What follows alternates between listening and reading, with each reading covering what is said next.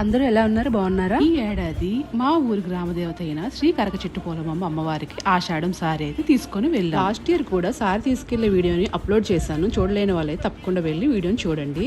అందులోని శుక్రవారం కాబట్టి నేనైతే ఇంట్లో ఎలా పూజ చేసుకున్నానో చూడండి. ఇంతకు ముందు అయితే నేను పిండి దీపం ఎలా పెట్టానో చెప్పాను కదా. ఇప్పుడైతే ఉప్పు దీపం ఎలా పెట్టాలో మీకు చెప్తున్నాను. అయితే ఒక పళ్ళెంలో పసుపు కుంకుమ అక్షింతలు వేసి వినాయకుడిని తయారు చేసుకుని వినాయకుడికి అయితే ముందుగా పూజ చేసుకొని 3 ప్రమిదలు ఉన్నాయి కాబట్టి ఇక్కడ 3 ప్రమిదలకి పసుపు కుంకుమ అక్షింతలతో అలంకరించుకొని ఒత్తిడి వేసుకొని వెలిగించుకోవాలి. మన సంకల్పం చెప్పుకొని ఇలా అయితే 4 వారాలు అనుకుంటారు, 9 వారాలు అనుకుంటారు, మన ఇష్టం. అది 3 ప్రమిదలు అని చెప్పాను కదండి. మొదటి ప్రమిదలోనైతే ఉప్పు వేసుకొని రెండవ ప్రమిదను పెట్టి దానిపై ఇంకో ప్రమిదను పెట్టి ఒత్తి వేసుకుని వెలిగించుకోవాలి. దీన్ని ఐశ్వర్య దీపం అని అంటారు. ఇంట్లో పూజ జరిగిన తర్వాత అమ్మవారి గుడికి అయితే వెళ్లి అమ్మవారి దర్శనం అయితే చాలా బాగా జరిగింది. నాతో పాటు మీ అందరికీ కూడా ఆ దుర్గమ్మ తల్లి ఆశీస్సులు ఉండాలని మనస్ఫూర్తిగా కోరుకుంటున్నాను. నా వీడియోస్ కనుక మీకు నచ్చినట్టయితే లైక్, షేర్, సబ్స్క్రైబ్ చేసుకోవడం మర్చిపోకండి.